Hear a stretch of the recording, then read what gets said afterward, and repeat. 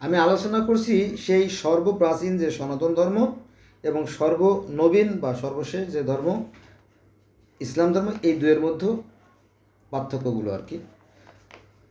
তো এই যে আমরা যারা মুসলমান আমরা সবাই জানি যে আদম এবং হাওয়া জান্নাতে বা স্বর্গে একটা গন্ধম ফল ভক্ষণ করছিল, জানি না? আমরা সবাই জানি। কিন্তু একটা মজার বিষয় হচ্ছে যে গন্ধম ফলটার যে কথা, গন্ধম শব্দটা কোরআনের এক জায়গাও নাই। দেখেন, আমরা মুসলমানরা জানি যে গন্ধম ফল খাইছিল, কিন্তু এই গন্ধম কথাটা কোরআনের এক জায়গাও নাই। তাহলে কোথায় আছে গন্ধম? করতে আসলে এই গন্ধম, এই গন্ধর্ব, এই শব্দটা আবার বেদে আছে। তো পেজকে লাগাই দিলেন ভাই। হ্যাঁ, পেজকে লাগানোর মতোই কথা। গন্ধর্ব শব্দ আপনি কোরআনে পাবেন না। হ্যাঁ, এই গন্ধটা আছে বেদে। আর কোরআনে তাহলে কি আছে? কোরআনে ও কিন্তু সাজারা একটা শব্দ আছে, সাজারা, যার বাংলা অর্থ হচ্ছে কি? বৃক্ষ।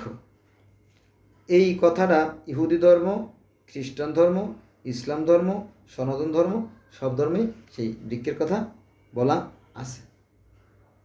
ওই যে একটা জ্ঞানদায়ক বৃক্ষে দুটি শত শত পাখি, একটা পাখি ফল ভক্ষণ করলো, একটা শুধু অপভক্ষণ করলো, এই কথা আছে কোথায়? বেদে। আর আমাদের ইসলাম ধর্মে আছে যে একটা বৃক্ষের ফল খেয়েছিল। কি সেই বৃক্ষ? এক একজনে এক রকম। কেউ বলে সেটা ছিল আপেল ফল, কেউ বলেছিল ডুমুর ফল, কেউ বলেছিল সেটা গন্ধ ফল, কেউ বলেছিল যে খেজুর, এরকম। কেউ বলে আনার, নেসপাতি, বেদানা, আঙ্গুর, ইত্যাদি ইত্যাদি ইত্যাদি। হ্যাঁ, অনেক এক এক ধর্মে এক এক রকম কথা বলে। প্রকৃত সত্য যে কি, সেটা আসলে জানাটা কঠিন। আবার এই সনাতন ধর্মে আর একটা উপনিষদ আছে, সেখানে বলা হয়েছে রম্যফল ভক্ষণ করছিল। এই রম্যফল দ্বারা বোঝানো হচ্ছে যে সেই যে নারীর যে উন্মুক্ত যৌবন, সেটার প্রলোভনে পড়ে তারা হয়তো মিলন করছিল, এইটাকে বোঝানো হয়ে থাকে আর কি। ইসলাম ধর্ম কিন্তু এই একই কথা বলে থাকে হাদিসে। মানে কোনটা যে সঠিক এটা আসলে নির্ণয় করার বেশ কঠিন। এটা সবই কেউ সঠিক করে বলতে পারে না। কিন্তু আমরা সাধারণ মানুষ যারা, আমরা জানি না, আমরা ধরে নিই যে গন্ধব খাইছিল, বাস শেষ, এই বন্ধু শেষ। কিন্তু বিষয়টা আসলে না।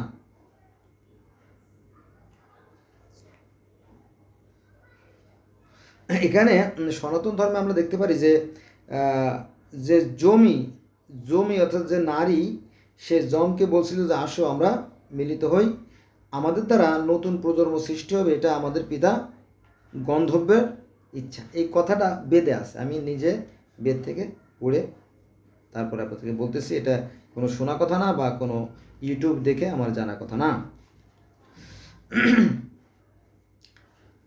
আর একটা কথা বলি, সেটা হচ্ছে যে ফল ভক্ষণ। এই ফল ভক্ষণের কথা আমাদের ইসলাম ধর্মে আছে, জানেন তো?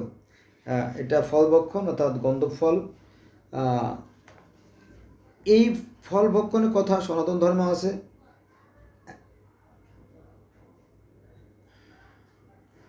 একটি জ্ঞান মানে যেভাবে আছে, মানে বেদে যেভাবে আছে, আমি সেভাবে বলতেছি যে একটি জ্ঞানদায়ক বৃক্ষে দুটি পক্ষী, একটি পক্ষী ফল ভক্ষণ করলো, আর একটা শুধু অবলোকন করলো, এইভাবে বেদে আছে আর কি। ঠিক আছে?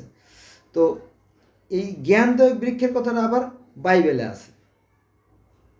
বোঝা গেছে বিষয়টা? তো বৃক্ষের ফল এইগুলো আর কি। হ্যাঁ, কেউ বলে ফল, ফল। এখন এটা কি ফল, এটা বেশ বলাটা কঠিন, কারণ এক এক ধরনের একরকম বলে আর কি। বোঝা গেছে? কেউ বলে এটা মূলত সে উন্মুক্ত যৌবনের কথা বলা হয়েছে, কেউ বলে এটা গম ছিল, এটা বলে সে সাগর দানা ছিল, ইত্যাদি ইত্যাদি ইত্যাদি। যে হোক, একটা কিছু হোক, যেটা কথা অমান্য করেছিল এবং কোনো একটা ফল একটা কিছু ভক্ষণ করেছিল, এরকম ইঙ্গিত পাওয়া যায়।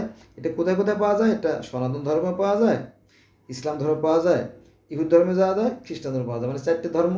বর্তমান পৃথিবীতে 5টা ধর্ম রাজত্ব করেছে। সেটা আছে ইহুদি, খ্রিস্টান, বৌদ্ধ, হিন্দু, মুসলিম। এই 5টা ধর্ম। তার মধ্যে 4টে ধর্মই ওই একই কথা বলে যে একটা গন্ধ ফল বা একটা নিষিদ্ধ বৃক্ষের ফল খেয়েছিল।